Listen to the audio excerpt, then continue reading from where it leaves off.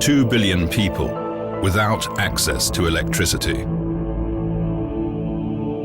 Oil supplies that are running out.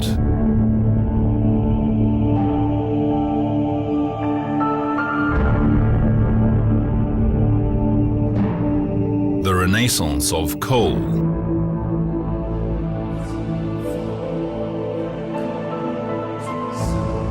The myth of the necessity of nuclear power.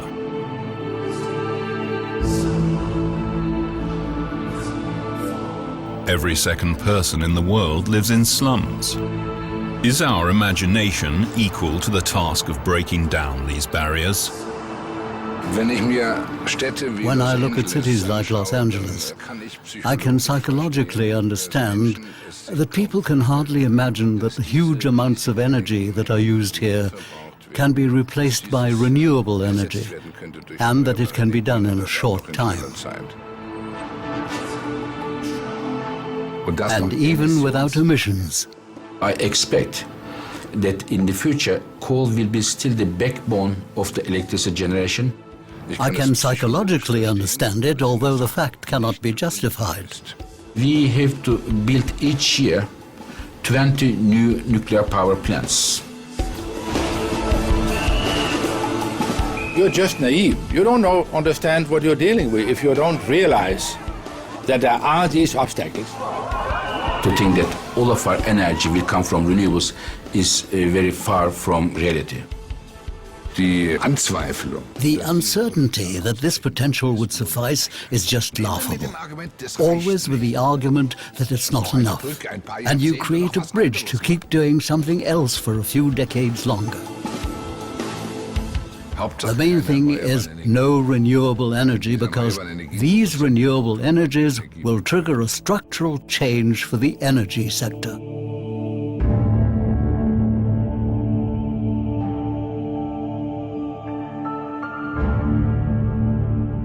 How to live. Following what concept? Many say the time is ripe for a decision that can change our lives from the ground up. The decision about energy sources, because every region of the world has access to renewable energy.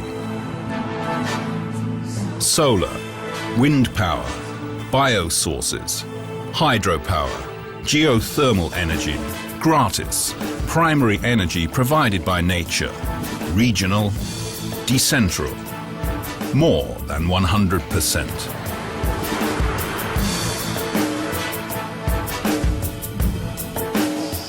Everything depends on the answer to the one great question.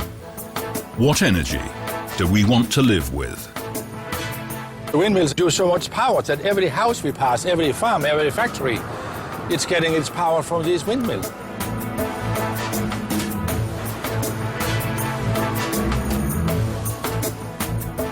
In Germany, they could forget about their 25 big coal stations if they built hundreds of these combined heat and power stations.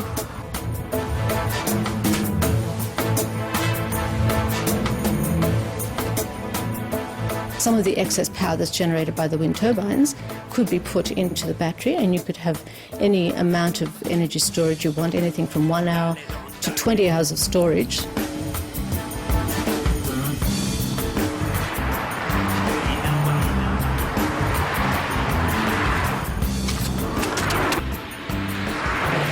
Well, the general idea is to really help drive forward the electric car revolution. I don't think there's any other technology that is going to solve the problem. We actually do not have a car, we have a mobility concept.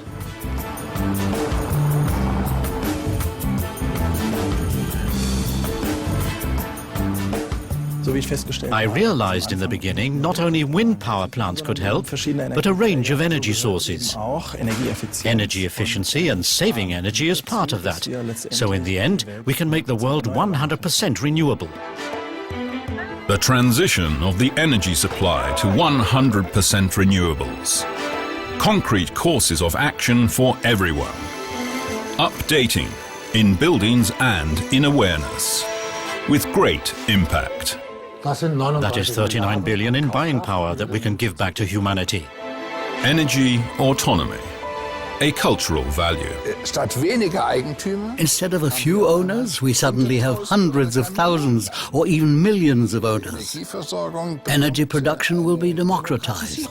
There are more and more self-providers, more individual autonomy, more regional and national autonomy. Das ist And alles that is only possible with renewable energy for everyone.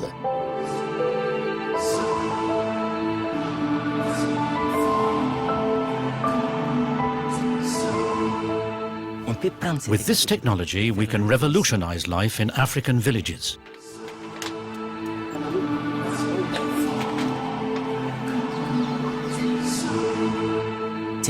These African villages could already use the same technology as they use in Los Angeles, in Tokyo, in Germany, in Frankfurt.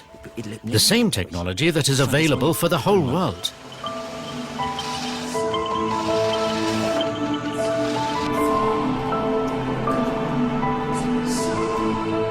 So poverty is declining, and my goal is to make sure to bring it to zero. When Bangladesh will have zero poverty, meaning that not a single person in Bangladesh will be a poor person. I'm saying let us make it 2030.